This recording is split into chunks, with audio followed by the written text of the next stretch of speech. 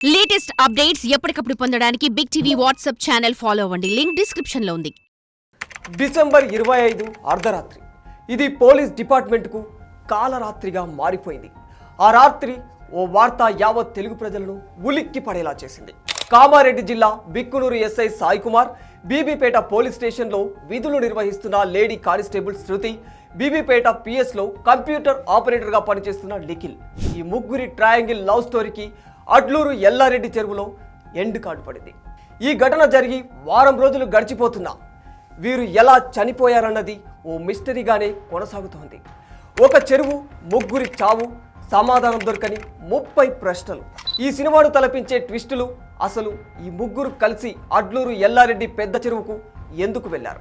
వీరి శరీరాలపై బలమైన గాయాలు, చెరువు గట్టుపై వీరి వస్తువులు. ఇంతకీ ఇవి హత్యలా, ఆత్మహత్యలా? ఆ రోజు అక్కడ ఏం జరిగింది? ఈ ముగ్గురి మృతి కేసులో బిగ్ ట్విస్ట్ ఏంటంటే, తనను ఎస్ఐ సాయి కుమార్ వేధిస్తున్నట్టు అప్పటికే కానిస్టేబుల్ శృతి మరో కానిస్టేబుల్కి మొరపెట్టుకొని ఏడ్చినట్టు తెలుస్తుంది. అక్కడితో ఆగకుండా తమకు రక్షణ కల్పించాలంటూ 15 రోజుల కిందటే జిల్లా ఎస్పీకి ఫిర్యాదు కూడా చేశాడట ఆపరేటర్ నిఖిల్. అయినా ఎస్పీ పట్టించుకోలేడు. ఎందుకు? అయితే మహిళా కానిస్టేబుల్, ఎస్ఐ, కంప్యూటర్ ఆపరేటర్, ఈ ముగ్గురికి పరిచయాలు ఏర్పడింది మాత్రం బీబీపేటలోనే. ఇక్కడి నుంచి ప్రారంభమైన వీరి పరిచయాల పర్వం చివరకు పెద్ద చెరువులో మృతదేహాలుగా తేలే వరకు వెళ్ళింది. మెదక్ జిల్లా కొల్చారానికి చెందిన సాయి కుమార్ 2018లో ఎస్ఐగా ఎంపికయ్యారు. సాయి కుమార్ది పేద కుటుంబం. కష్టపడి పైకి వచ్చిన ఆయన ఎస్ఐ ఉద్యోగం తర్వాత 2022లో కర్నూలు జిల్లా నంద్యాలకు చెందిన మహాలక్ష్మిని ప్రేమించి పెళ్లి చేసుకున్నారు. వీరిద్దరికీ 2 ఏళ్ల కుమారుడు కూడా ఉన్నాడు. మహాలక్ష్మి ప్రస్తుతం 5 నెలల గర్భవతి. ఇక గాంధారి మండలం గుల్జాల్ గ్రామానికి చెందిన కానిస్టేబుల్ శృతిది కూడా సాధారణ స్థాయి కుటుంబమే. 2014లో కానిస్టేబుల్గా ఎంపికైన ఆమె గాంధారిలో 6 ఏళ్లు, కామారెడ్డిలో 1 ఏడాది పాటు విధులు నిర్వహించింది. గతంలోనే వివాహమై విడాకులు తీసుకున్న శృతి గత 3 ఏళ్లుగా బీబీపేటలో విధులు నిర్వహిస్తోంది. సాయి కుమార్ బీబీపేట ఎస్ఐగా ఉన్న సమయంలోనే ఆమెతో పరిచయం ఏర్పడింది. ఆ తర్వాత వీరిద్దరూ చనువుగా ఉండేవారని స్థానికులు చెబుతున్నారు. ఆ తర్వాత సాయి కుమార్ బదిలీపై బిక్కునూరుకు వెళ్ళాడు. అప్పుడు బీబీపేటకు చెందిన కంప్యూటర్ ఆపరేటర్ నిఖిల్తో శృతికి పరిచయం పెరిగింది. వీరిద్దరూ వివాహం కూడా చేసుకోవాలనుకున్నారు. అలా బీబీపేట కేంద్రంగా మొదలైన వీరి పరిచయాల పర్వం చివరకు ముగ్గురి ప్రాణాలను బలి తీసుకుంది. అసలు ఆ రోజు ఏం జరిగింది? కానిస్టేబుల్ శృతి బుధవారం పొద్దున డ్యూటీ కంప్లీట్ అయిపోయిన తర్వాత తన సొంతూరు గాంధారికి వస్తున్నట్టు ఫోన్లో తల్లి విజయ్కు చెప్పింది. కొద్దిసేపటికి ఫోన్ చేస్తే తాను సగం దూరం వచ్చానని, కానీ డ్యూటీ ఉందని మళ్ళీ స్టేషన్కు రమ్మంటున్నారని తెలిపింది. మధ్యాహ్నం తర్వాత ఫోన్ చేస్తే లిఫ్ట్ కూడా చేయలేదు. ఇక ఎస్ఐ సాయి కుమార్ బుధవారం మధ్యాహ్నం 12 గంటల ప్రాంతంలో తన సొంత కారులో క్వార్టర్ నుంచి బయలుదేరారు. ఎక్కడికి వెళ్తున్నారనేది ఎవ్వరికీ చెప్పలేదు. ఆయన 4 రోజుల క్రితమే భార్య లక్ష్మిని ఇంటి దగ్గరే వదిలేసి వెళ్ళిపోయాడు. బుధవారం పొద్దున కుటుంబ సభ్యులతో ఫోన్ మాట్లాడినప్పుడు ఇంటికి కూడా వస్తారని చెప్పారు.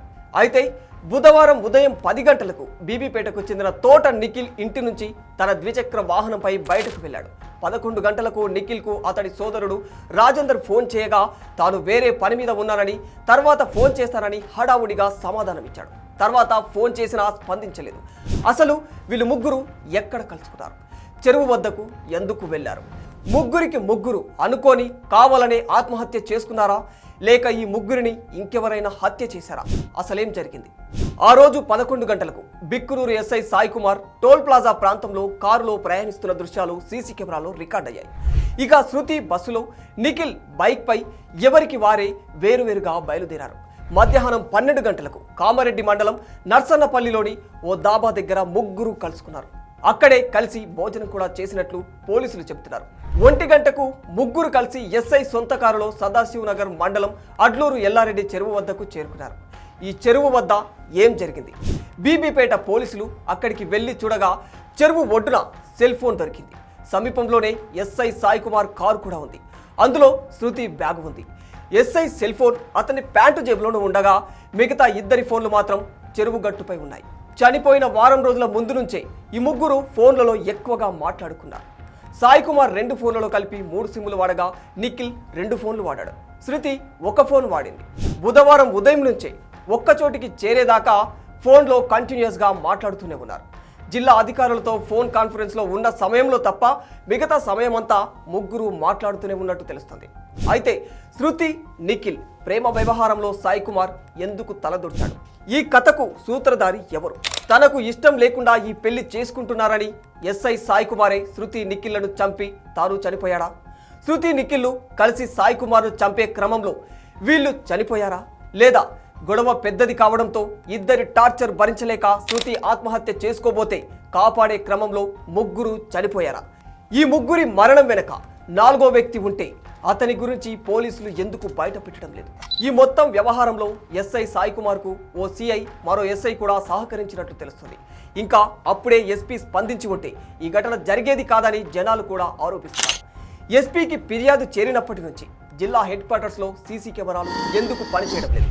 ఎస్ఐ సాయి కుమార్ను పోలీస్ డిపార్ట్మెంట్ ఎందుకు వెనకేసుకొస్తుంది? అలా అంటే ఈ కథకు అసలు సూత్రధారి సాయి కుమారేనా అని కొందరు అనుమానిస్తుంటే, ఇద్దరు పోలీసుల వ్యవహారం కాబట్టి ఇది డిపార్ట్మెంట్కే మాయని మచ్చ అవుతుందని, ఈ డెత్స్ను ఇలా మిస్టరీగా ఉంచుతుందని పోలీస్ శాఖ తీరుపై మరికొందరు విమర్శలు గుప్పుతున్నారు. ఇందులో ఏది వాస్తవం అనేది చనిపోయిన ఆ ముగ్గురికి, డిపార్ట్మెంట్కి తప్ప మరెవరికీ తెలియని పరిస్థితి. For more videos like this, subscribe Big TV channel.